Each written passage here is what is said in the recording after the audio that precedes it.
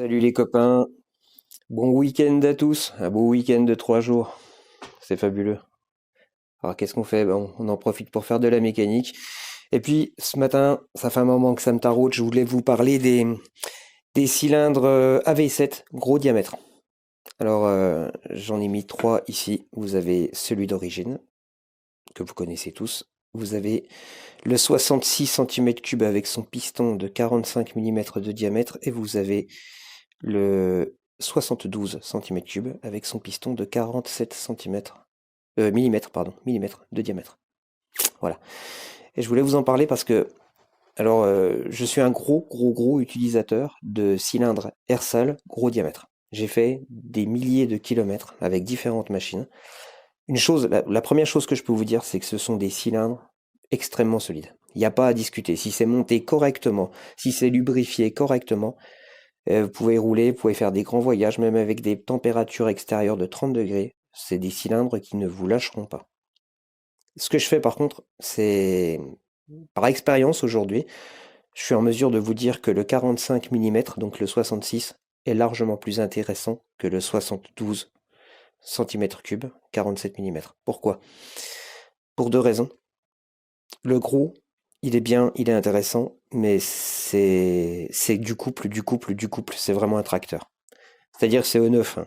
Vous avez, ça part, ça démarre. Vous arrivez presque à la vitesse de pointe, pas instantanément évidemment, mais sur plusieurs dizaines de mètres, vous êtes tout de suite en vitesse de pointe. Il va tout donner. Et, c'est pas un cylindre qui joue sur les tours, qui monte haut dans les tours. C'est pas un cylindre qui est franchement joueur. C'est vraiment, pour moi, c'est vraiment le cylindre que j'utilise. C'est un tracteur. Je le considère vraiment comme un moteur de tondeuse. Il offre du couple. C'est tout. Voilà. Le 66, il va offrir du couple, forcément, mais il va offrir aussi un peu plus d'allonge. Il sera un petit peu plus homogène dans l'utilisation au quotidien, tous les jours. Et c'est mon avis personnel, mais c'est vraiment un ressenti que j'ai sur différentes machines. Des légères, comme des 40, des machines plus lourdes, comme ma SP98, ma 94 TT. J'ai toujours cette même sensation, le 66 est beaucoup plus intéressant, et pour presque la même sensation de couple. Et puis, il est aussi techniquement plus solide. Si on regarde bien, là on regarde le 40 mm, vous voyez cette épaisseur que l'on a là, on va la prendre au pied à coulisse. Voilà, je la prends au pied à coulisse, clac. On arrive à 6 mm. Je vais prendre ici le 45. Je prends pied à coulisse, je suis à 3 mm. Et maintenant je vais chercher rigoureusement la même chose sur le 47, et vous allez voir, je suis à 2 mm. En fait, on creuse, c'est bien simple, hein, c'est logique. On va prendre du diamètre pour notre piston et on va chercher dans la matière. Le problème, c'est qu'au bout d'un moment, on se retrouve avec une feuille de cigarette. C'est beaucoup plus fin.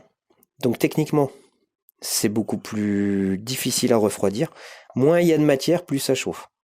C'est pour ça que Bidalo fait du culasse avec des énormes ailettes. Pourquoi? Bah parce que ça fait de la matière et la matière permet un bon refroidissement. Vous avez des culasses comme celle des 99Z enfin ces culasses Motobécane que vous connaissez, elles refroidissent extrêmement bien. Celle-ci, vous la faites usiner par exemple en 47 mm ou en 45 mm, vous aurez, l'autre jour sur ma 99Z, j'ai un AV10 47 mm.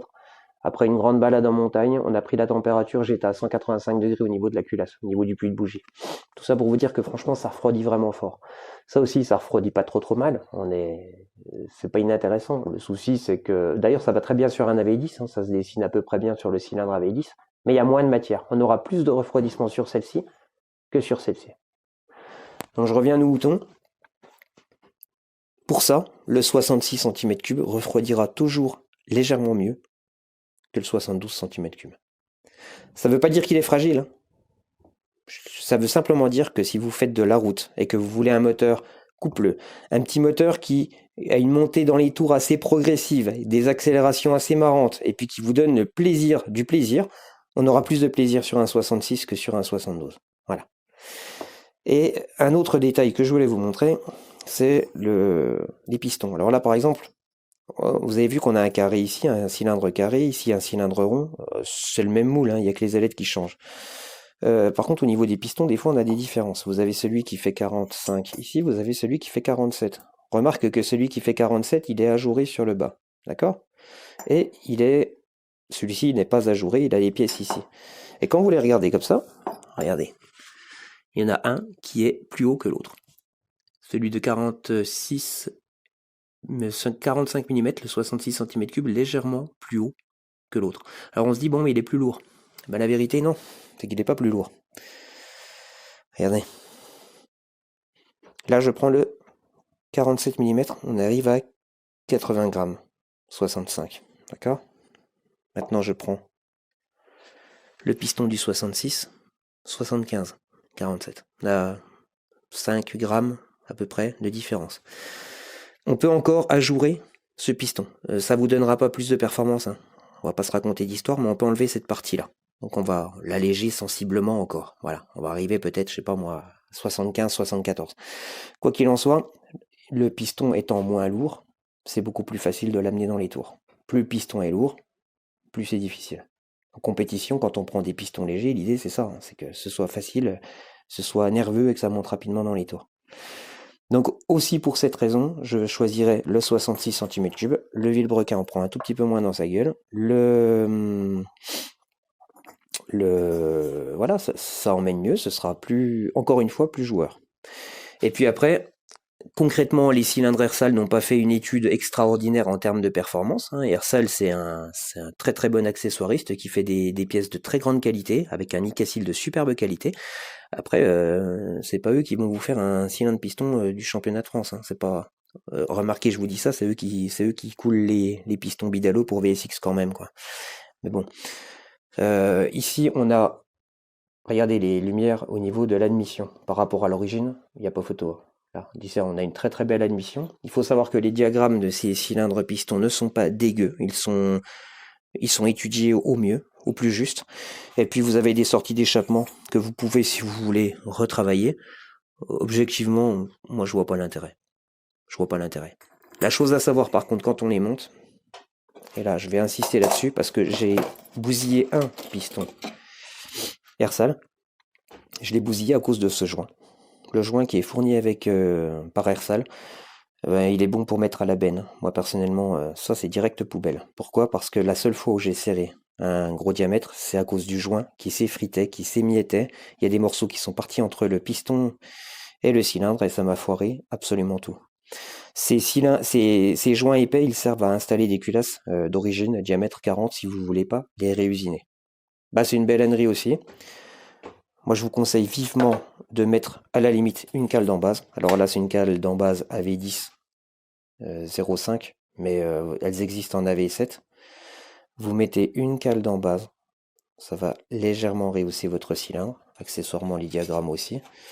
Vous mettez un joint alu, voilà, et idéalement, si vous faites ça, vous pouvez monter votre culasse diamètre 40 d'origine sans difficulté. Maintenant, idéalement, un coup de Dremel sur votre culasse ou vous achetez une culasse adaptée, peut-être une culasse type Poligny, celle qui est là, qui est loin d'être mauvaise. Elle est très très bien cette culasse pour faire pour monter sur un cylindre Ersal que vous voulez mettre sur un 40, sur une 50, sur un 51, ça se fait quoi. Voilà. Si vous faites tout ça comme ça, ben vous avez un moteur qui est. Franchement, j'en ai un, moi j'ai un 72 cm3 sur un AV10 qui a plus de 8000 km à la minute où je vous parle. Il n'a pas une rayure. J'ai refait la segmentation à 6000 km. Et je l'ai fait parce que, par acquis de conscience, mais c'était pas forcément nécessaire non plus. Voilà, ce sont des superbes pièces. Alors l'idée, voilà, j'espère un petit peu vous avoir aiguillé. Si vous voulez mettre du gros diamètre, faites-le. Choisissez plutôt le 66. Vous pouvez le monter avec un cylindre, avec un pot d'origine, avec un carbu de 15, un pot d'origine, vous aurez un moteur super agréable, métamorphosé par rapport à l'origine. Et si vous voulez aller un tout petit peu plus haut, vous tapez un 16 mm SHA et vous mettez un petit pot de type Turbo Kit par exemple. Tiens. Voilà. Ici, on a un 66 cm3 avec un 16, un pot Turbo Kit. Et là, vous avez un moteur, franchement, mais super sympa, super fiable, avec lequel vous pouvez lui mettre des bornes dans la tête autant que vous voulez, et vous aurez quelque chose de sublime. Voilà. Donc, Si j'ai pu aider une ou deux personnes, tant mieux. Et si vous avez des commentaires, n'hésitez pas, j'ai pas la science infuse. Vous avez peut-être des choses à corriger ou des idées à apporter, n'hésitez pas à le faire. Je vous souhaite une très belle journée, un très bon week-end. Je vous dis à très bientôt. Salut les potos.